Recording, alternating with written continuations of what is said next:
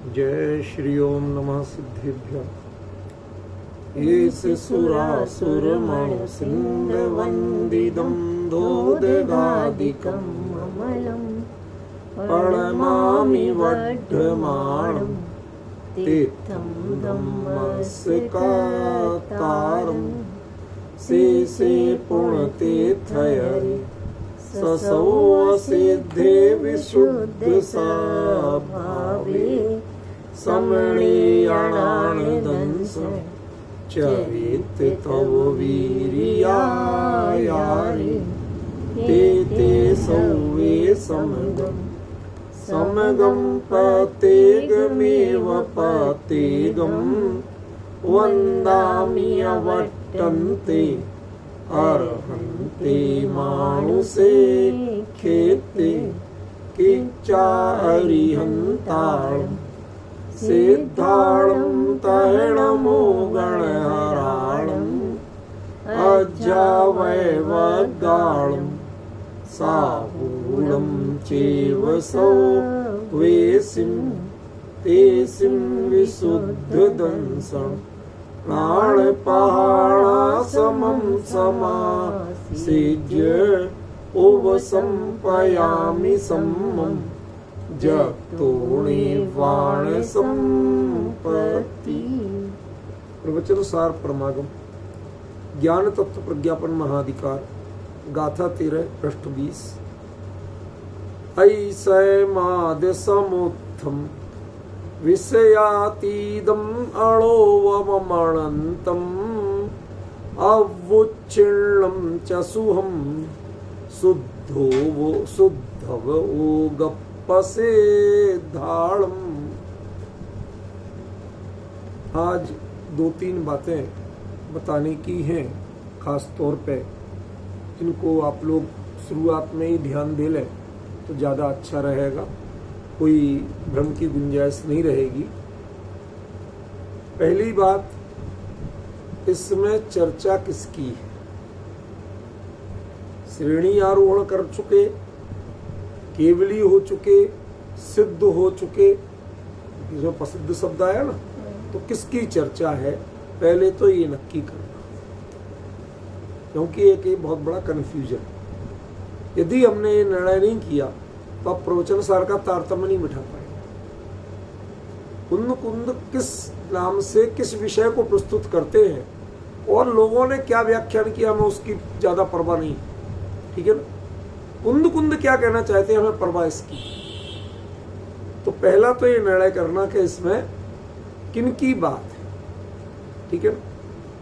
दूसरा, जो प्रसिद्ध सिद्ध, इन दो चीजों में क्या अंतर है? कोई किसी बात के लिए प्रसिद्ध होता है और किसी को कोई बात सिद्ध होती है, इन दोनों में अंतर होता है कि नहीं होता है? समझ गया? वो क्या होता है, कैसे होता है, उसको भी अच्छी तरह समझ। और तीसरा कि जो जिनकी ये चर्चा है उनके लिए जब अनुपम, अनंत और अविच्छिन्न सुख कहा तो ऐसा तो केवली और सिद्धों के ही होता है। ये 3 विशेषण सुख के किनके लगते हैं?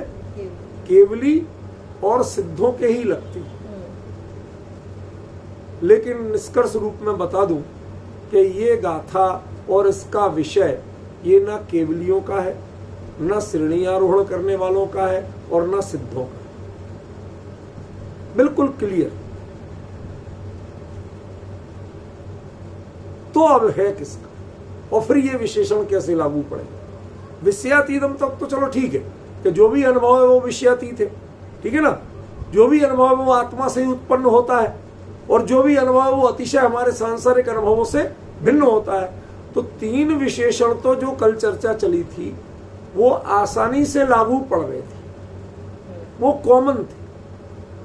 इसलिए कल ये चर्चा करना उतना जरूरी नहीं थी, समझना उतना जरूरी नहीं थी जितना आज जरूरी है।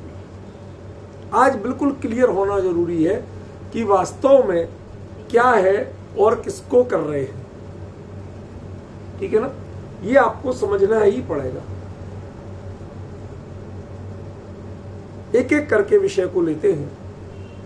पहले देखिए, 2 गाथा पहले जब आचार्य देव ने विषय लिया था उसमें 3 प्रकार की परिस्थितियां ली थी। एक धम्मेण परिणदप्पा, अप्पा यदि शुद्ध संपयोग जुदो, पावदी निवाण सुहम सुहोव जुत्तो या संगसु। और उसके पहले 3 प्रकार के उपयोगों की बात की थी, शुद्धोपयोग, अशुद्धोपयोग और अशुभोपयोग और शुभोपयोग। ख्याल में?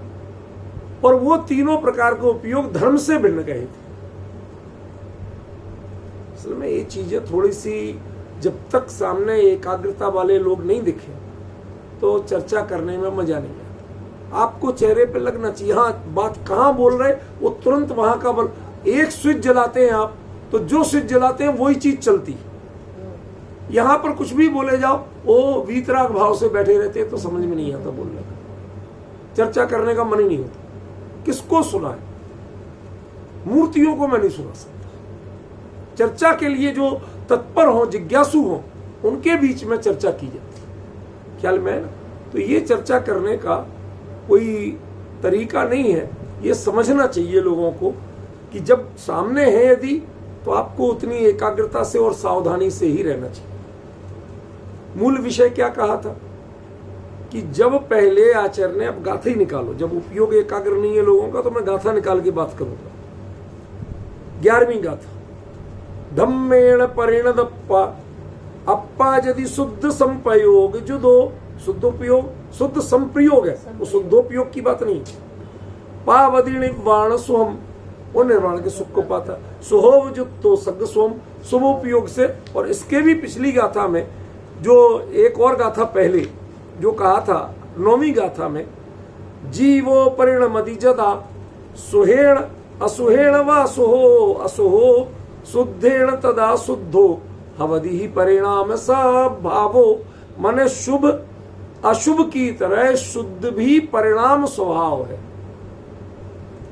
वो पर्याय का खेल है, वो आत्मा का विशेषण नहीं बनाया आचार्य। ये 9वीं गाथा में आपको काफी क्लियर किया था।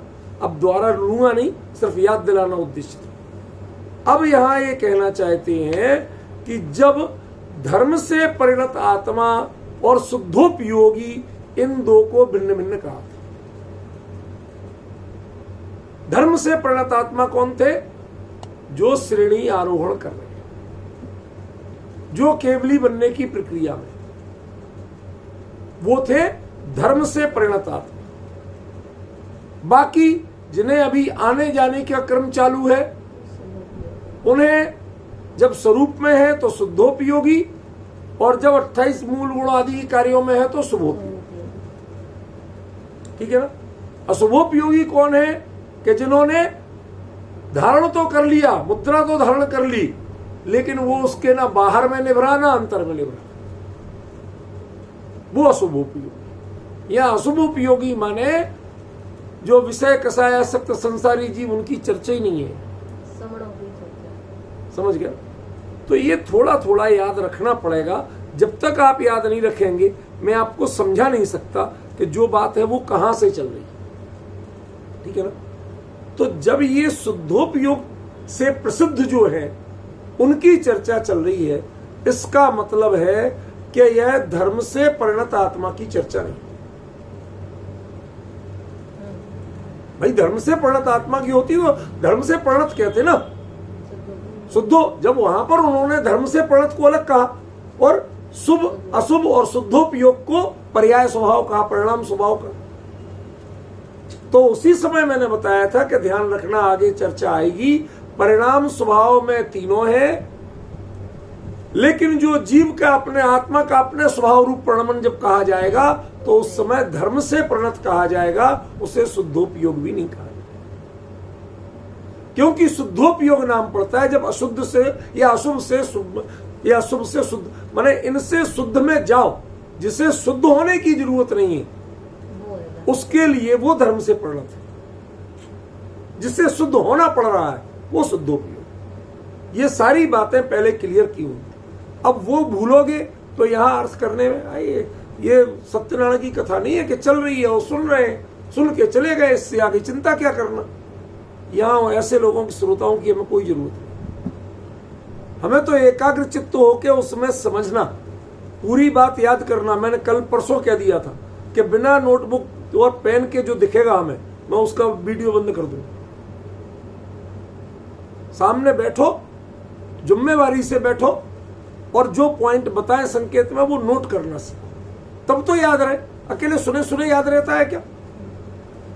समझे ना? तो अब पॉइंट समझ में आ गया कि ये गाथा जो चल रही है कल से, ये गाथा श्रेणी वालों की नहीं है, केवलियों की नहीं है और सिद्धों की नहीं। शुरुआत यहीं से की थी, तो वो बात अब क्लियर होगी कि ये इन तीनों की नहीं है, ये इन तीनों से भिन्न, क्योंकि ये तीनों परिणति होती है धर्म से परिणत आत्मा की। ठीक है? और उसका मतलब उससे नीचे की स्टेज जो है कि जो शुभ और शुद्ध के बीच में जिनकी झूली झूलती रहती है इधर से उधर, वो उनकी चर्चा है। तो अब बड़ा प्रश्न होता है कि वो उनको सिद्ध से भी बड़ा प्रसिद्ध क्यों कहा? भाई सिद्ध से बड़ा होगा प्रसिद्ध, तो कहते सिद्ध से बड़ा दुनिया में कुछ होते ही। समझ गया ना? फिर इस प्रसिद्ध को तो प्रसिद्ध यानी फेमस के अर्थ में, जो शुद्धोपयोग से प्रसिद्ध हुए हैं उनके जीवन में होता तो और कुछ भी है, लेकिन उनकी प्रसिद्धि शुद्धोपयोग के कारण है, उनकी प्रसिद्धि अन्य कार्यों से नहीं। अभी पहले यही शब्द चलेगा, बाकी की चर्चा बाद में करूंगा। क्या मतलब हुआ? मुनिराज की प्रसिद्धि शुद्धोपयोग से होती है। आप और काम भी करो, 28 मूल गुण वाले काम भी करो, पर आपको मुनि माना जाएगा तो शुद्धोपयोग के कारण माना जाएगा, 28 मूल गुण के कारण नहीं माना जाएगा। ये आचार्य कुंद साफ कह रहे हैं। मुनिराज शुद्धोपयोग से ही प्रसिद्ध होते। समझ गए ना? कोई व्यक्ति प्रोफेसर कहलाए तो क्या वो और कोई काम नहीं करता? लेकिन सभी लोग उसको प्रोफेसर कहते, पंडित को सभी पंडित कहते, जौहरी को सभी जौहरी कहते। अब वो सुबह सुबह पूजा करने जा रहा तो पुजारी है कि जौहरी है? पुजारी। लेकिन फिर भी सब जौहरी कहते। क्यों? वो जौहरी के रूप में प्रसिद्ध है। उस प्रसिद्ध होने का मतलब ये नहीं है कि वो 24 घंटे जौहरी का काम करता रहता, लेकिन उसकी प्रसिद्धि कैसी है कि जौहरी के रूप में ही है। ख्याल में? तो हर व्यक्ति की कोई ना कोई प्रसिद्धि होती, समझे ना? तो यहां पर किसकी चर्चा है? मुनिराज किसको कह रहे हैं यहां? कि जो शुद्धोपयोग से प्रसिद्ध होते हैं उन्हें मुनिराज कहते हैं। जिनका शुद्धोपयोग से कोई दूर दूर तक वास्ता नहीं है, वो कोई भी मुद्रा धरे रहो, कोई भी उपकरण लिए रहो, वो मुनिराज नहीं है, नहीं है और नहीं है। ये मैं नहीं कह रहा हूं, मैं किसी का कोई पदवी नहीं छीन रहा हूं, तो कुंद कुंद कह रहे हैं, उनका अर्थ बता रहा हूं।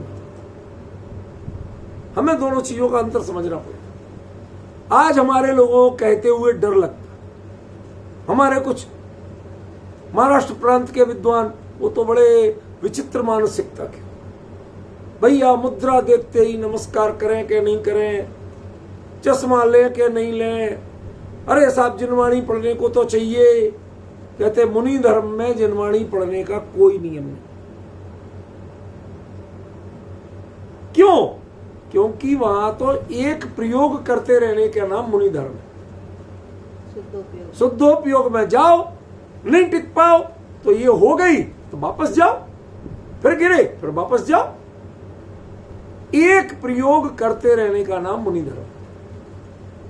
और जिसकी शुद्धोपयोग से प्रसिद्धि नहीं है, जो ये प्रयोग करना नहीं जानते, वो मुनि ही नहीं। खत्म कहानी। अब वो चाहे समय सार पे बोलते हो चाहे नहीं बोलते हो, समझ गए? कोई मतलब नहीं। किसी चीज से आपको प्रभावित होने की जरूरत है। कुंद कुंद ने सीधा सर्टिफिकेट दे दिया, सीधा निर्देश दे दिया कि जो शुद्धोपयोग से प्रसिद्ध हैं उन्हें ही साधु मानना, उन्हें ही जैन मुनि मानना, उन्हें ही निर्ग्रंथ मुनि मानना, बाकी को श्रमण मानने की जरूरत नहीं। कोई लपेट नहीं, कोई इफेंट बट नहीं, कोई परसेंटेज नहीं कि चलो उन्हें व्यवहार से मान लो, उन्हें थोड़ा बहुत तो मान लो, पंचम काल का मान लो, 10-20% कहते कुछ भी नहीं। जिन शासन है, भगवान की वाणी है, भगवान की वाणी में परसेंटेज नहीं हुआ करता। जो होता है वो 100% सत्य ही होता है। यदि इसमें परसेंटेज आ जाएगा तो भाई साहब भगवान की वाणी की प्रामाणिकता खत्म हो जाएगी। उसे शासन नहीं कहेंगे, उसे आदेश नहीं कहेंगे। दिव्य ध्वनि को जब शासन और आदेश कहते हैं तो क्यों कहते हैं? इसीलिए कहते हैं क्योंकि उसमें 100% प्रामाणिकता। वो थोड़ा थोड़ा करके, हिस्सा बांट करके काम नहीं करता, समझिए? जो करता है पूरा करता। इसलिए यहां पर कोई विकल्प नहीं है, कोई बहाना नहीं कर सकते आप कि साहब जिनके शुद्धोपयोग नहीं है लेकिन जो व्रत वगैरह पूरे पालते हैं उनको कुछ किसी थोड़ी बहुत मात्रा में सही, व्यवहार से ही सही, के प्रवचन सार है, इसमें व्यवहार का कोई काम ही नहीं है, ना निश्चय है ना व्यवहार। क्योंकि निश्चय भी कमजोरी है और व्यवहार भी कमजोरी है। जो सत्य है उसको निश्चय कहने की क्या जरूरत है? क्योंकि निश्चय तो व्यवहार के विरोध में कहा जाता है। सत्य तो सत्य, उसमें निश्चय व्यवहार लगाने की जरूरत ही नहीं।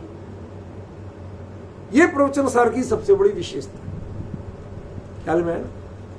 तो जो शुद्धोपयोग से प्रसिद्ध नहीं है वो साधु नहीं है, और जिसे शुद्धोपयोग से परिचय ही नहीं है, प्रसिद्ध होना तो बहुत दूर, परिचय ही नहीं है। क्यों? कभी किसी का लोक में दो तरह के रिश्ते या पहचान होती है व्यक्ति की। कई लोग होते हैं इनको सब लोग चाचा कहते हैं। तो किसको कहते हैं? जिसका एकाध भतीजा हो उसको कहते हैं, कि जिसके एक भी नहीं हो उसको कहते हैं। ये कैसे मिले? जिनको सब लोग डैडी कहते थे। तो मैं पूछना चाहता हूं, एकाध औलाद होना चाहिए कि नहीं डैडी कहलाने के लिए? क्या एक भी नहीं हो डैडी कहलाओगे? संभव है क्या? तो दुनिया के रिश्ते कई लोग मामा कहलाते। अरे मामा कहलाओ, कोई बात नहीं, वो गुजरातियों का मामा नहीं है, ये हम लोगों का मामा है। ये रिश्ते का मामा है। गुजरातियों के मामा तो बड़े खतरनाक होते, पता है? जंगली भील, किसी को गाली देना हो तो उसे मामा कहते कि ये मामा लोग है। जैसे अपन गंवार कहते ना, ये गुजराती लोगों ने मामा लोग कहते। इसलिए इनसे जरा संभल के रहना। सुनो, क्या किसी को मामा कहना हो तो उसकी एक बहन और उसका एक बच्चा होना बहुत जरूरी है, वरना वो मामा के रूप में, भले ही उसे वो भी मामा बोले जो उसके भांजे नहीं लगते, बोले कोई बात नहीं, लेकिन मुद्दे की चीज होना जरूरी है। हमारे यहां उसको बोलते बजना। बजना माने किसी नाम से प्रसिद्ध हो गए, वो रिश्ता नहीं है लेकिन प्रसिद्ध हो गए। कई लोगों को उनकी पत्नियां भी डैडी बोलती, कई को चाचा बोलती, समझ गए ना? कई लोग अपनी मां को भाभी बोलते, वो प्रसिद्ध हो जाते हैं। इवन उनके पति देव भी कहते किससे लाएगा? भाभी से ले आओ। तो क्या वो तो भाई भाभी लगती? नहीं, लेकिन कोई तो उसका देवर है जब तो भाभी प्रसिद्ध हुई। माने आपको कोई चीज सब जगह प्रसिद्धि करना है तो उसे मूल होना जरूरी है। मूल के बिना वह प्रसिद्धि नहीं होती। ऐसे ही लोग कहें यहां साहब हम तो साधु हो गए तो शुद्धोपयोगी तो है ही है, तो ऐसा मुगालता मत पालना। अरे आप मना कर रहे हैं, आपके मना करने से क्या होता है? एक से एक धुरंधर भाट पड़े कर बैठे। मैंने आज अभी करेक्शन किया, बोला एक पर की सही घटना। छोटा था, पाठशाला में पढ़ता था, 8 साल का था, पाठशाला में पढ़ता था। पिताजी ने किसी काम से मंदिर भेजा, वहां कोई महाराज जी आए बैठे थे। उन्होंने देखा बच्चे आ रहे, 2-4 अपने साथियों से, उन्होंने बनाया तारा बच्चे, और मना कैसे करें, जाके बैठ गए। अब वो अपने कुछ ना कुछ पूछने लगे, सुनाने लगे, वो तो संसार की बातें थी। मैं जरा मन में पीला कुल बुलाया, क्योंकि हमने 2 दिन पहले ही पाठशाला में पढ़ा था कि मुनिराज तो क्षण क्षण में अंतर्मुख हो सिद्धों से बातें करते हैं, हर अंतर्मूर्त में उन्हें शुद्धोपयोग होता ही होता है। तो मैंने देखा कि घंटा भर हो गया महाराज जी को इधर उधर की बातें करते हुए। तो मैंने पूछ लिया, हमने कि महाराज जी आपको शुद्धोपयोग होता है? कि क्या मतलब? लेकिन पाठशाला में पढ़ा था कि हर मुनिराज को अंतर्मूर्त में शुद्धोपयोग होता है, ऐसा शास्त्र में लिखा है। कि शास्त्र में लिखा है तो होता ही होगा। क्या बावड़ापन है। अब समझ गए ना, ये बात इतनी देर से क्यों कर रहा था? कोई चीज की प्रसिद्धि के लिए उसका मूल कुछ तो होना जरूरी है।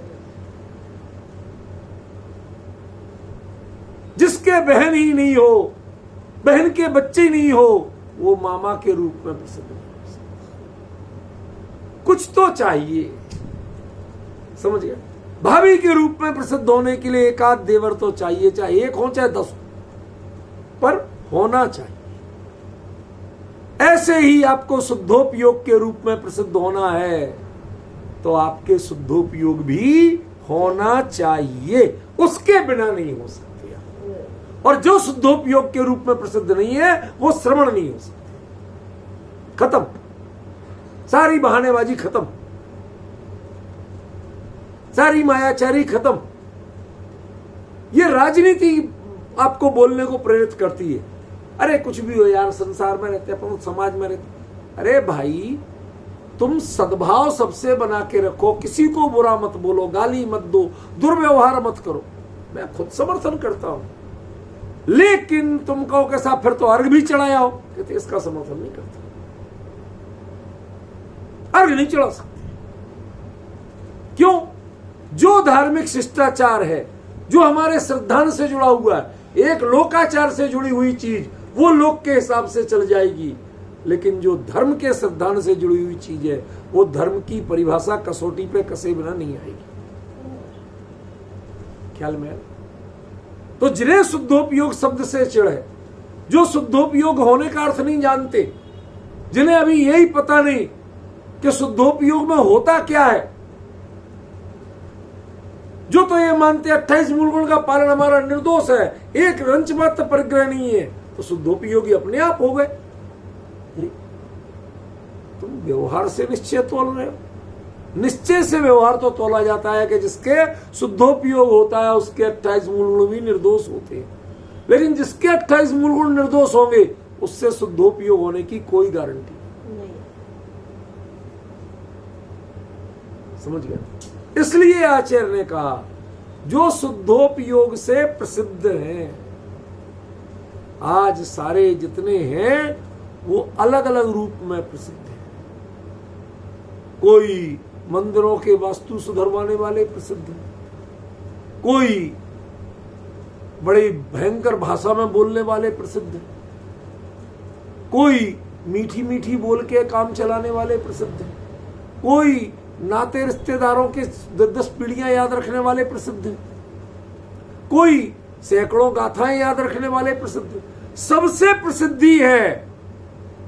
तुम सामान्य व्यक्ति हो सकते हो, साधु नहीं हो सकते, क्योंकि साधु की प्रसिद्धि तो मात्र शुद्धोपयोग से होती है, अन्य किसी से नहीं होती। और तुम्हारी प्रसिद्धि के लिए शुद्धोपयोग नहीं है तो तुम साधु नहीं हो। अब तुम क्या हो ये तय करते हो, समझ गए। और जो साधु नहीं है उसके लिए साधु के शिष्टाचार और विकल्प करने की जरूरत नहीं। हम कोई उनका अपमान नहीं कर रहे, कोई तिरस्कार नहीं कर रहे, हम तो जिनवाणी की बात मान रहे, हम तो कुंद कुंद की बात मान रहे। किसका सत्कार करना साधु के रूप में? कि जो शुद्धोपयोग से प्रसिद्ध है उनका करना, बाकी किसी का नहीं करना।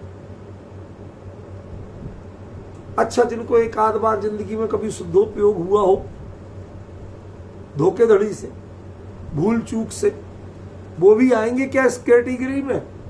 कहते पहले जान लो कि मुनिराज के शुद्धोपयोग का मतलब अधिकतम पौने 48 मिनट में एक बार होना ही होना है। अब कभी हुए थे ये सब कहानियां हमारे पास चलने वाली नहीं। ये तो रेगुलर प्रैक्टिस है जिसके लिए वो मुनिराज निरंतर प्रयत्नशील रहते हैं।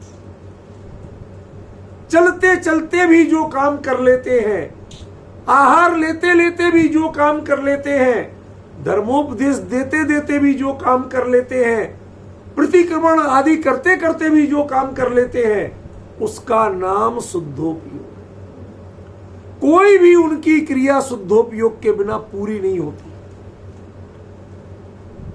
ऐसी शुद्धोपयोग से जो प्रसिद्ध हैं उनका नाम साधु है।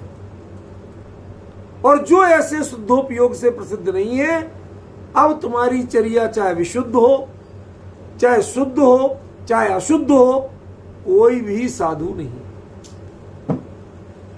आचार्य कुंद कुंद ने थर्मामीटर दे दिया कि तुम्हें साधु होने की पहचान करना है तो एक चीज ये तय करो कि वो शुद्धोपयोग से प्रसिद्ध है क्या नहीं। समझ गए? आजकल एक नए तरह की प्रसिद्धि हो रही है। सचिन, ध्यान से सुनना जाए, क्या एक नए तरह की प्रसिद्धि हो रही है। कई लोगों में जो गुण बिल्कुल नहीं होता है, छूने को भी नहीं होता है, बल्कि जो जिससे चिढ़ते हैं उनको वो नाम दे दे के प्रसिद्ध किया जाता है।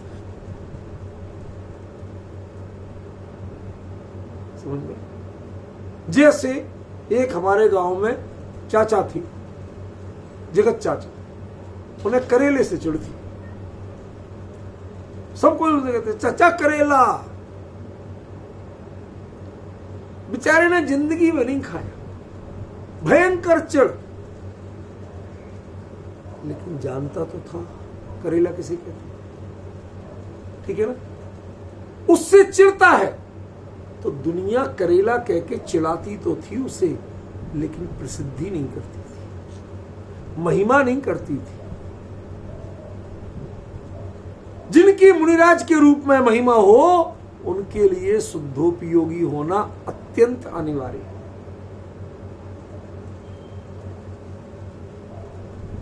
घंटों घंटों जो मंचों पर बैठ के दुनिया की चर्चा कर लेते हैं, मीटिंगों में बैठ के दुनिया का चिंतन कर लेते हैं, योजनाएं बना लेते हैं, जिनको एक बार भी ये तो विकल्प आ जाता है, क्षमा करना शब्दों को, कि अब थोड़ी शुद्धि कराएं, लेकिन शुद्धोपयोग का विकल्प नहीं। देह के विकार त्यागने के लिए तो याद आ जाती है, लेकिन स्वरूप में समाना भी हमारे धर्म की अनिवार्य प्रक्रिया है, इसका विकल्प तक नहीं आता, विचार तक नहीं आता। अरे दिखावे के लिए ही सही, दुनिया ही को दिखाने के लिए, भाई जरा 2 मिनट रुक जाओ, मैं शुद्धोपयोग कर लूं, बाद में बात करें, इतना भी विकल्प नहीं आता। मैंने सोच समझ के दृष्टांत दिया। कुछ भी चल रहा हो, अच्छा जरा 5 मिनट रुक जाओ, महाराज जी शुद्धि करने के लिए जा रहे, कह सकते कि नहीं कह सकते? तो वो तो दुनिया का काम है, प्रतिष्ठापना समिति का काम है, ये तो असली शुद्धोपयोग मुनि धर्म का काम है। तुम ये भी कह दो, भाई जरा रुक जा, तो थोड़ा शुद्धोपयोग में जा। एक साधु मिला हो आज तक कि जो ये कहता हो कि भाई जरा ये संसार के कामों को रोको, थोड़ी देर में शुद्धोपयोग करें, प्रतिक्रमण पढ़ लूं कहने वाले मिल जाएंगे, सामायिक कर दो, सामायिक कर लूं कहने वाले मिल जाएंगे, लेकिन मैं शुद्धोपयोग कर लूं कहने वाले नहीं। क्यों? अतई पता नहीं है। परिचय नहीं। पता तो हो जब तो कहें, यहां तो पता ही नहीं है। यहां शुद्धोपयोग से चिढ़ने वालों की लिस्ट तो है,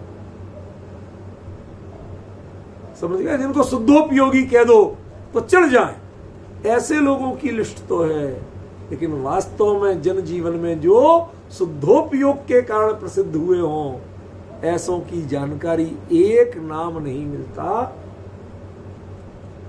मुनि मुद्रा वालों में यदि एक नाम नहीं मिलता तो क्या जानना कि कोई भी निर्ग्रंथ मुनि धर्म वाला नहीं है। कुंद कुंद ने सीधा थर्मामीटर दे दिया, लगाओ और जान। शुद्धोपयोग से प्रसिद्धि है या नहीं, तय करो। ठीक है, तो कहते कि कोई भी हो जाएगा शुद्धोपयोग से प्रसिद्ध, तो ऐसे कभी हुआ? जो मैंने अभी बात कही थी ना, उसका उत्तर है ये, अणोवम अनंतम अवुच्छिन्नम च सुहम। 3 क्वालिटियां उसके होना चाहिए। पहली 3 से भी ऊपर क्वालिटी क्या है? सुहम। आप किसी के पास जाओ, पूछो और भाई साहब क्या हाल चाल है, तो मजामा, एक उत्तर मजामा, सब बहुत बढ़िया, टनाटन एकदम, तबीयत कैसी? एकदम बढ़िया, फला सब।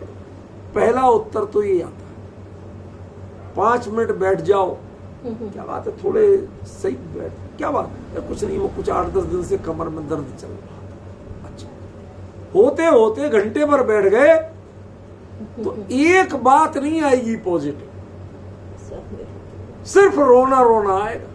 और शुरुआत क्या हो रही थी? सब मजा। तो ये मजामा की पहले डेफिनेशन तो पहचानो। कैसे पहचानोगी? कैसा है मुनिराज के? कैसे चला? सब सुख, सब सुख। सुख है तो कैसा है? तो 3 विशेषण दिए। पहला अणोवम, वो अनुपम है, किसी अन्य से उपमा नहीं दे सकते। अब ये तो वही सिद्धों के सुख के लिए कहा जाता है, समस्या है। दूसरा अनंतम, ये भी केवली और सिद्धों के सुख होता है अनंत, बाकी का तो अनंत नहीं होता। तीसरा अवुच्छिन्नम, जो कभी जिसमें अंतराल नहीं पड़े, गैप नहीं पड़े, निरंतर रहे, तो ये भी केवली और सिद्धों के ही होता है।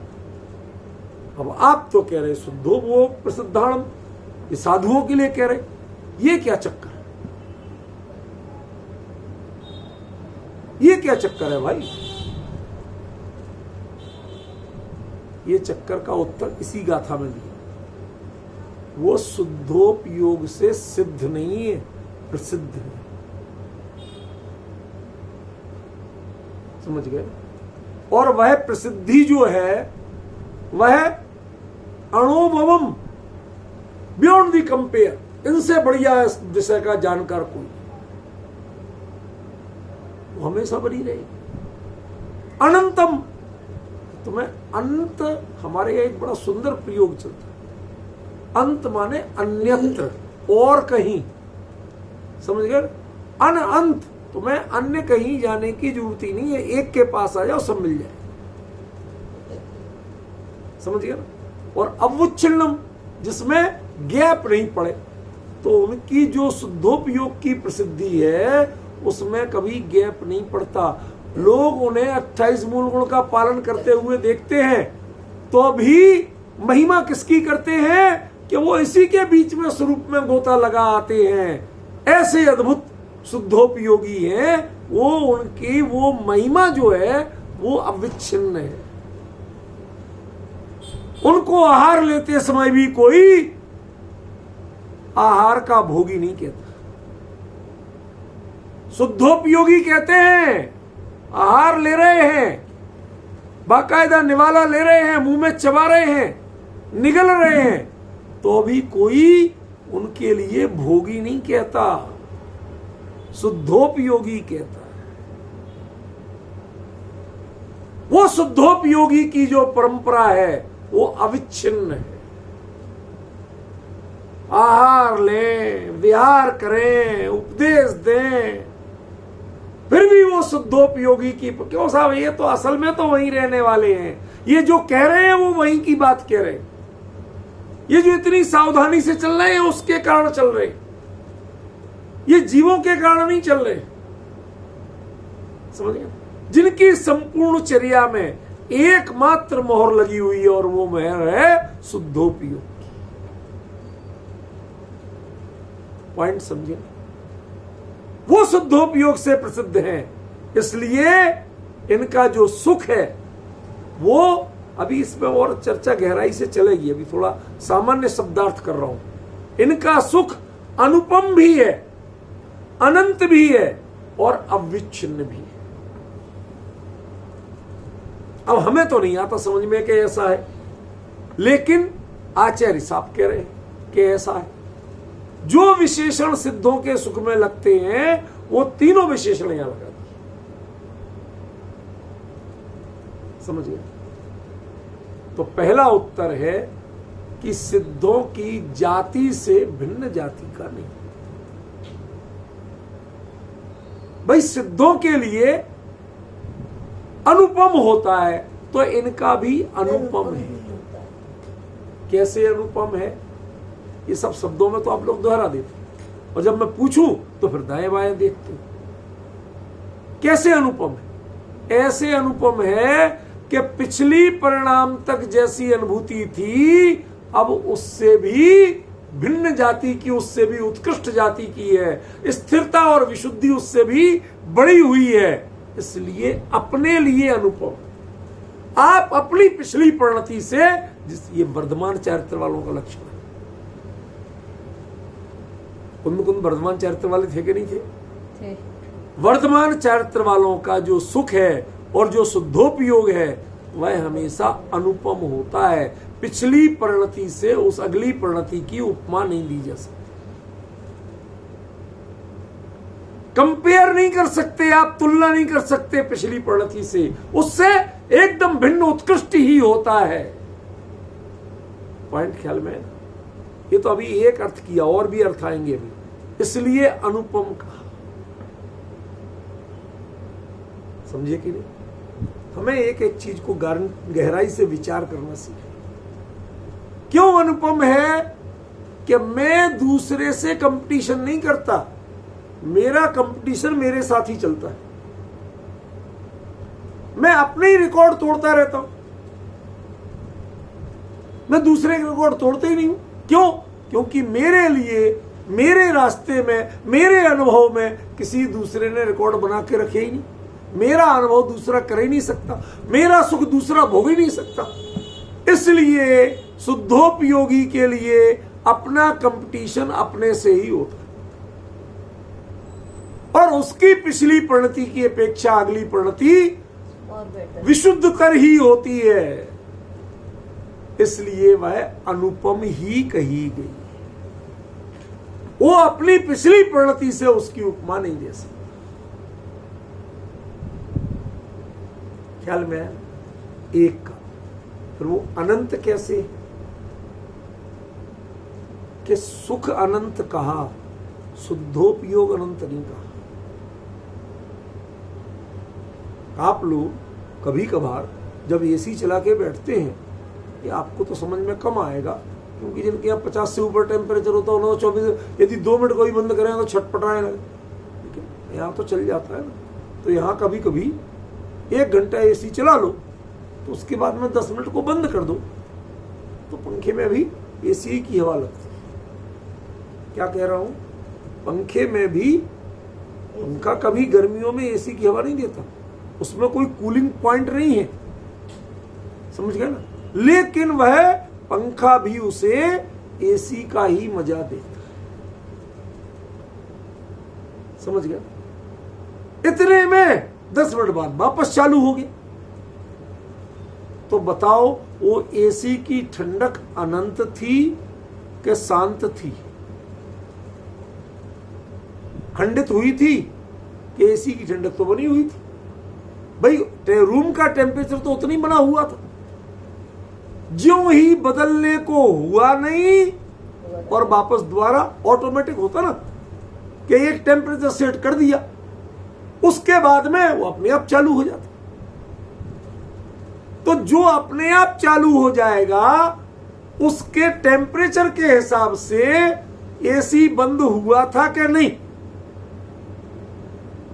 कि बिजली के बिल के हिसाब से हुआ था और टेम्परेचर के ठंडक के हिसाब से नहीं हुआ। तो जो सुखानुभूति है, जो सुख की खुमारी है, वो उस चित्त से उतरी ही नहीं है। भले ही उपयोग प्रमुख अवस्था में आ गया है, लेकिन वह परिणति उससे चित्त से वो चीज नहीं उतरी है।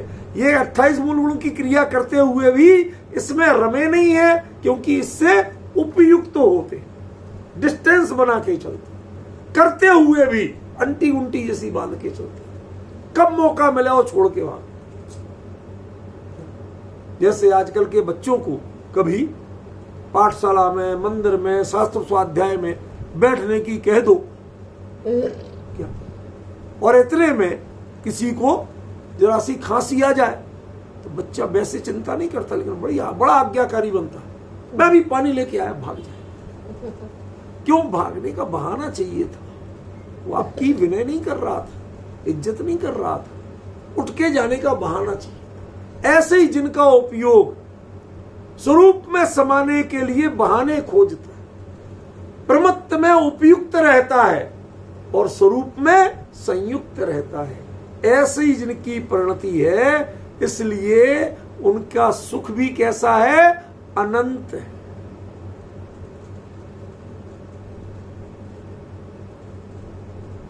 शुभोपयोग, प्रमुख गुण स्थान, ये आपकी परिणति पे हावी हो पाए उसके पहले ऑटोमेटिक अप्रमत्त अवस्था में जाके अपने आप को शुद्धोपयोगी बना लेते हैं। जैसे वो टेम्परेचर सेट करने के बाद एसी का कंप्रेसर बंद होते ही जो ही वो टेम्परेचर का लेवल रूम का छूने को होता है, वो अपने आप को ऑन कर लेता है। वो टेम्परेचर बढ़ने नहीं देता। ऐसे ही सुख की जाति बदलने नहीं देते, संसार के विकल्प चित्त में चढ़ने नहीं देते जिनके, ऐसा शुद्धोपयोग का जो सुख है वह अनंत है उनका। बिजली के बिल के हिसाब से जैसे बाकायदा साहब कंप्रेसर बंद हुआ था, क्यों? उतने पीरियड का बिल का यूनिट अलग है और जब चल रहा था तो यूनिट अलग खर्च हो रहे थे। टेक्निकली है अंतर, लेकिन रूम के टेम्परेचर या थर्मामीटर लगा लो तो उसके हिसाब से कोई अंतर नहीं। अब डिफरेंस ख्याल में आ रहा? सुख अनुभूति का नाम है, सुख पर्यायों की गिनती का नाम नहीं। समझ गए? शुद्धोपयोग में भले ही अंतराल आ जाए क्योंकि शुभोपयोग में आ गया, लेकिन उनकी सुखानुभूति में अंतराल नहीं आया, अंतर की मस्ती नहीं उतर पाई। उनकी प्रसिद्धि शुद्धोपयोग से ही बनी रही, उनकी प्रसिद्धि शुभोपयोग से नहीं।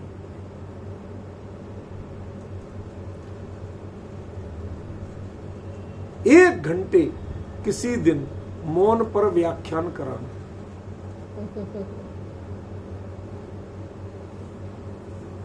क्या बोला मैंने? एक घंटे किसी दिन मौन पर व्याख्यान कराना। जो व्याख्यान होगा वो मौन रूप नहीं होगा, लेकिन कहेंगे साहब आपने मौन के बारे में गजब का समझाया। समझ में मौन का महत्व आएगा, बोलने का महत्व समझ में। अब डिफरेंस समझ रहे? किसी ने एक घंटे मौन का महत्व समझाया, मौन के ऊपर बोला, तो समझ में क्या आया? बोलना समझ में आया या मौन? मौन। ऐसी जिनकी परिणति से जिनके उपदेश से, वो उपदेश शुभोपयोग रूप क्रिया है, लेकिन जिनके उपदेश में शुद्धोपयोग के अलावा दूसरी चर्चा नहीं है। बराबर। प्रसिद्धि शुद्धोपयोग की रहती है, शुभोपयोग की प्रसिद्धि नहीं होती। अशुभ की तो होती ही नहीं है। शुभ की भी नहीं। किसी के लिए अपशब्द बोलना, किसी को जूतों से पिटवाना, ऐसे शब्द तो मुनिराज के होते ही नहीं है। जिनके होते हैं वो मुनि क्या, वो तो जैन कहलाने लायक नहीं। समझ में? ये तो जैनियों की परिणति नहीं होना चाहिए कि जिनवाणी की गद्दी पे बैठ के, भगवान के इस गणधर की गद्दी पे बैठ के ऐसे शब्द निकले, तो बिल्कुल आप तो मंदिर ही लायक नहीं। लेकिन ये बात किसकी कर रहे हैं? कहते हैं शुभ उपयोग में आए, बोलने की क्रिया शुभ है, लेकिन आपका विषय शुद्ध रहना चाहिए। शुभोपयोग के काल में शुभोपयोग जिनका प्रतिपाद्य नहीं बनता है, प्रतिपाद्य शुद्धोपयोगी रहता है। अब समझ में आ रहा गुरुदेव का महत्व। बोलते थे वह प्रणति शुद्धोपयोग की नहीं थी, लेकिन एक एक वचन में पूरे जीवन शुद्धोपयोग की महिमा गाई, कभी शुभोपयोग की महिमा नहीं। अब ये कुंद कुंद के शब्दों से कहीं ना कहीं साम्य, मोटिवेशन आपको मिल रहा कि नहीं मिल रहा? अनंत है। परिणामों की जाति से सीमा बदल जाती है, लेकिन उन परिणामों की संवेदना की सीमा नहीं बदलती है। प्रमत्त में भी शुद्धोपयोग की ही महिमा बसती है, और वहां शुद्धोपयोग में प्रणति बसती है। अंतर इतना होता है, शुद्धोपयोग कहीं टूटता नहीं है, वो तो अनंत ही रहता है। जिनके टूट जाए वो श्रवण नहीं। जो दूसरी चीज की महिमा कर रहे या चर्चा करने लग जाए, वो श्रवण नहीं। क्या गजब कह रहे हैं। और ये इतना अर्थ ऐसे क्यों करना पड़ रहा है? इसलिए करना पड़ रहा कि गारंटी से श्रवण की बात है, ये केवली की बात नहीं है। श्रेणी शुरू होते ही केवली का क्षेत्र शुरू हो जाता है, उन्हें श्रवण नहीं कहते। शब्द ध्यान रखना, श्रेणी शुरू होते ही उनकी गणना केवलियों में होती है, श्रवण में नहीं होती। श्रवण कब तक है? कि जब तक स्वस्थान अप्रमत्त संयत रहते हैं तब तक श्रवण है, साथ ही साथ अप्रमत्त संयत होते ही केवली में मिलती है। इसलिए जब श्रवण की बात कर रहे हैं, इसका मतलब है यह बाकायदा लौट के जो आते हैं, छठवें सातवें में झूलते हैं, बात उन्हीं की है। लेकिन जिनकी छठवें की परिणति, छठवें की केस हिस्ट्री पढ़ो तो क्या आता है? शुद्ध उसमें चर्चा में, चिंतन में, विकल्प में भी शुद्धोपयोग यद्यपि निर्विकल्प होता है, लेकिन जिनके विकल्प में भी शुद्धोपयोग ही बसता है। शुभोपयोग जिनके चित्त पे चढ़ नहीं पाता, इस कारण से वो शुद्धोपयोग से प्रसिद्ध कहलाते, वैसे ही नहीं कहलाते। समझ में? कुछ भी करो, घंटे भर बोलो, लेकिन महिमा मौन की होती है, बोलने की महिमा नहीं। 28 मूल गुण पाले, लेकिन उनके एक एक मूल गुण की क्रिया में शुद्धोपयोग की महिमा झलकती है। वो जीवों को बचाना, इन सब की, यद्यपि बचते हैं, परम शुद्ध आचरण होता है, लेकिन उससे उनकी महिमा नहीं है। कहते एक एक जीव को पूरी सावधानी से देख के चल रहे, तब भी अंतरंग में क्यों बचा रहे हो? पुण्य बांधने के लिए नहीं बचा रहे। अरे ये मेरे निज स्वरूप जो चैतन्य ज्ञायक भगवान आत्मा है, ये भी भले ही पर्याय से आज चींटी हो, कीड़ा मकोड़ा हो, कुछ भी हो, लेकिन स्वभाव से ये वैसे ही है। ऐसा देखने के कारण क्या गजब महिमा है, क्या गजब स्वरूप है। कुंद कुंद ने जो समझाया वो अब विच्छिन्न होना चाहिए। तुम्हें टेक्निकली विच्छिन्न होता दिखे, बड़ा सटीक दृष्टांत है। ये आते हैं अपने आप, आजकल में दृष्टांत देता नहीं। वो आपने टेम्परेचर सेट कर दिया, वो कंप्रेसर बंद होता दिखे, बिजली के बिल में अंतर पड़ता दिखे, लेकिन रूम के टेम्परेचर में अंतर पड़ता बिल्कुल नहीं दिखे। हमें तो पता ही नहीं चला कि एसी बंद कब हुआ था, कंप्रेसर बंद कब हुआ था। हमें तो उतनी ठंडक मिल रही थी। आप डिफरेंस समझ रहे हैं? ऐसे ही प्रमत्त गुण स्थान में आने के बाद भी जिनके आकुलता का उदय नहीं, जिनके परिणामों में कभी वहां रमने का भाव नहीं होता, 28 मूल गुणों में रमने का भाव नहीं, आचरते हैं लेकिन वह उनको कभी मोटिवेशन नहीं दे पाते, वो आकर्षित नहीं कर पाते। आचरण करवा लेते हैं लेकिन आकर्षण नहीं कर पाते। कितना बड़ा अंतर है।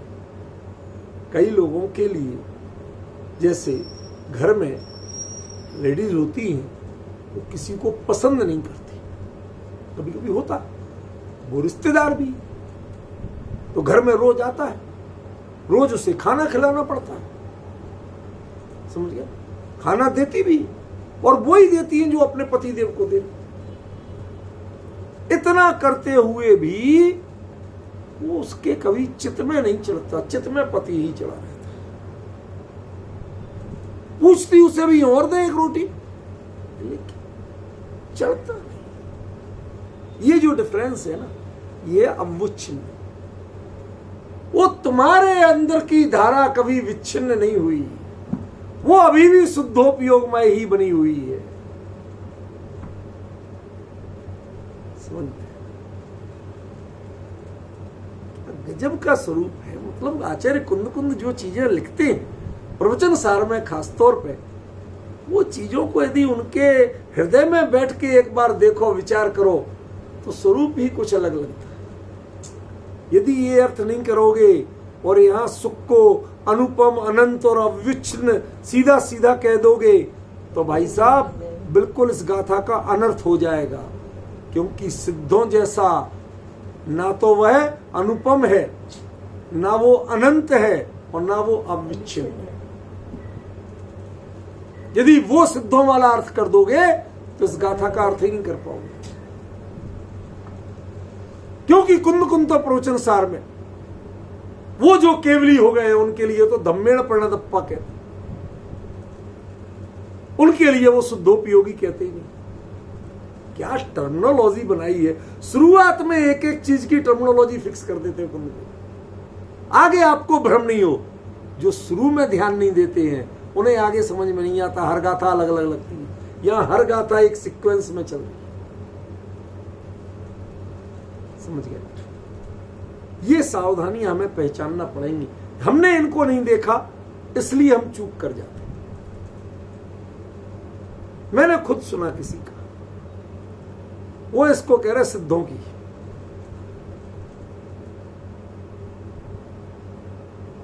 कि प्रसिद्ध क्यों कहा, उत्कृष्ट सिद्धों। अरे सिद्धों में भी कोई उत्कृष्ट और जघन्य होते हैं क्या? नहीं, सिद्ध होते हैं। तुम कह दो कि साहब ये तो उपसर्ग केवली थे, उपसर्ग से सिद्ध हुए तो छोटे हो गए? नहीं। क्यों? और शांति से अपने ध्यान करते करते सिद्ध हुए तो बड़े हो गए? क्यों? तीर्थंकर सिद्ध हुए तो बड़े हो गए, और सामान्य केवली सिद्ध हुए तो छोटे हो गए। जब सिद्धों में कोई छोटा बड़ा होता ही नहीं है तो प्रा उपसर्ग कैसे जोड़ा? ये सिद्ध वाली बात ही नहीं है, ये तो वास्तव में प्रसिद्ध वाली बात है, जिनकी प्रसिद्धि शुद्धोपयोग के कारण है। और उन्होंने बाकायदा इसके बारे में 15 मिनट कहा कि ये सिद्धों का सुख है, अनुपम होता है, अनंत होता है, अविच्छिन्न होता है। हम भी मानते हैं कि सिद्धों के सुख में ये विशेषण आचार्यों ने प्रयोग किए, लेकिन यहां कुंद कुंद सिद्धों के सुख के विशेषण नहीं दे रहे। ये है आचार्य कुंद कुंद के प्रवचन सार के व्याख्या करने के लिए ये सावधानी चाहिए। वो पहली गाथा में भी क्या कह के चले हैं, पहले जहां जहां जो बात कही है उसका पूरा कनेक्शन चाहिए। पूरी सावधानी रखो, पूरा स्मरण रखो, कब कहां क्या कहा। तब आप सही अर्थ कर पाओगे। यदि पिछले को जरा भी भुलाया तो आप आगे अर्थ नहीं कर पाओगे। ये गाथा शुद्धोपयोगियों की ही है और अगली गाथा शुद्धोपयोग की है और उसमें श्रवण शब्द का प्रयोग किया। तो यदि शुद्धोपयोग श्रवण के होता है तो शुद्धोपयोगी कौन होगा? श्रवण नहीं होगा, केवल ही होगा। वे अंडरस्टूड है कि जब शुद्धोपयोग श्रवण के होता है तो शुद्धोपयोगी कौन होगा? श्रवण ही तो होगा। वो केवली कहां से हो जाए? केवली तो धब्मेड़ पड़े दप्पो। वो शुद्ध का संप्रयोग करता है, वो शुद्ध का उपयोग नहीं करता। ये शुद्धोपयोग की बात है, शुद्ध के संप्रयोग की बात। अब समझ में आया वहां संप्रयोग पे इतनी देर तक क्यों बोला था? कुंद कुंद ने अंतर किया हुआ है, क्योंकि शुद्धोपयोग वो श्रवण की सीमा में लेते हैं और शुद्ध संप्रयोग को वो केवलियों के क्षेत्र में। अब बताइए हम कैसे कह दें कि सब लोगों ने समय प्रवचन सार का व्याख्यान ठीक ठीक किया? जो कुंद कुंद कहते हैं उन पर फोकस ही नहीं कर रहे आप। जहां वो जो अंतर करते हैं उसको पकड़ नहीं रहे आप सबको एक तरफ से तोलते चल रहे, सबको कहते चल रहे जो आपने कहीं पढ़ा। अरे कहीं पढ़ा वो प्रवचन सार पे लागू नहीं पड़ता है। जो प्रवचन सार में कुंद कुंद कहते हैं वो प्रवचन सार पे लागू पड़ता है। या आपको प्रवचन सार यदि सीखना है तो कुंद कुंद को पढ़ना सीखना पड़ेगा, किसी टीकाकार को नहीं, किसी व्याख्याकार को नहीं और किसी अन्य ग्रंथकार को नहीं। कुछ नहीं पढ़ना, कुंद कुंद को पढ़ो, कुंद कुंद की भावभूमि पढ़ो, उनकी विचारधारा को पढ़ो और उसके बाद बात करो, उसके बाद व्याख्यान करो। जो इसका अर्थ है, सच कह रहा हूं रूपल बहन, किसी ने सबके उसमें मैंने 3-4 के सुन लिया, कहीं नहीं मिला। सबने इसको सिद्धों के गुण, सिद्धों का सुख कहा। मुझे बड़ा आश्चर्य हुआ कि कुंद कुंद की जो धारा चल रही है वो यहां शुद्धोपयोगी की बात कर रहे हैं तो अगले में शुद्धोपयोग की बात कर रहे हैं। जब शुद्धोपयोग वाला श्रवण है तो शुद्धोपयोगी श्रवण कैसे नहीं हो? वो कैसे केवली हो जाएगा? वो कैसे सिद्ध हो जाएगा? जब वो परिणाम स्वभाव, शुभ अशुभ और शुद्ध तीनों को परिणाम स्वभाव कहते हैं तो वो परिणाम स्वभाव से भिन्न कैसे हो जाए? अब समझ में आया कि इस चर्चा को यदि बिल्कुल टू द पॉइंट करके नहीं चलोगे तो कुंद कुंद के प्रवचन सार का अर्थ करना बच्चों का खेल नहीं। किसने क्या कहा सारा आतंक दिमाग से उतार देना पड़ेगा। मैं भी क्या कहता हूं मत मानिए, कोई भय मत रखिए। कुंद कुंद क्या कहते हैं इसकी जिम्मेवारी रखिए। क्या वो आप बराबर अर्थ कर पा रहे हैं, समझ पा रहे हैं, इसकी जिम्मेवारी रखिए। बस मैं तो इतना कहता हूं। कोई व्यक्ति प्रधान नहीं है यहां पर। यदि प्रधान है तो एक तो केवली परमात्मा, दिव्य ध्वनि, समोषण का वातावरण, चौथा काल, वो प्रधान है, वो पृष्ठभूमि है। और यहां कुंद कुंद जो कह रहे हैं वो प्रधान है। इसके अलावा दुनिया क्या कहती है उससे इस प्रवचन सार को कंपेयर नहीं किया जा सकता। जो करते हैं वो चूकते हैं, वो पाते नहीं है, चूकते हैं। ये मैं आपको गारंटी दे रहा हूं। इसको सिद्धों के सुख की बात करना, इस गाथा का अर्थ में चूक करना है, अर्थ करना नहीं। ये सुख तो है श्रवणों का, लेकिन उसके विशेषण है सिद्धों जैसे। अब श्रवणों में सिद्धों के विशेषण कैसे घटेंगे, ये तारतम्य आपको बिठाना, ख्याल में। और जो बैठ जाए, बिठा पाओ तो सही, और नहीं बिठा पाओ तो भाई साहब चुक्के ज छलमना घेतम दो। कुंद कुंद ने पहले कह दिया। तुम यदि समझ पाओ तो प्रमाण कर लेना, और नहीं समझ पाओ तो छल ग्रहण मत करना। कि कुंद कुंद तुम कहते तो कुछ और बता, वहां कुछ कहते हो, यहां कुछ कहते हो। कहते मैं तो बिल्कुल परफेक्ट कह रहा हूं, तुम नहीं समझ पा रहे हो। तुम शुद्धोपयोग को तो श्रवण का मानने पढ़ लेते हो कि यहां श्रवण कहा, लेकिन इसमें श्रवण, जब शुद्धोपयोग श्रवण के होता है तो शुद्धोपयोगी श्रवण ही तो होगा। वो कैसे केवली हो जाएगा, वो कैसे सिद्ध हो जाएगा? ये अंतर नहीं पकड़ पाते तो हम समझते हैं भैया अभी बहुत दूर है दिल्ली, अभी आप अर्थ करने में असमर्थ हो। मूल से पढ़िए, मूल से जानिए और पहचानिए। कुंद कुंद की प्राकृत कठिन नहीं है, बहुत सरल है। एक बार जो शब्द चल रहा है उसको उसी गाथा में प्रॉपर समझेंगे तो आगे भ्रम नहीं होगा। जब शुरू में चूक करके चलते हैं, कैजुअली लेते हैं, तो आपको आगे समस्या आती है। मैंने उसी समय कहा था कि ये चीज आप बिल्कुल क्लियर समझना कि शुभ, अशुभ और शुद्ध ये तीनों परिणाम स्वभाव हैं।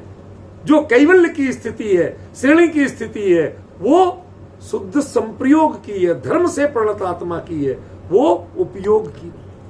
ये चीज कितनी क्लियर हो रही, अभी इसमें चर्चा बाकी है, विशेष चर्चा कल करेंगे। समय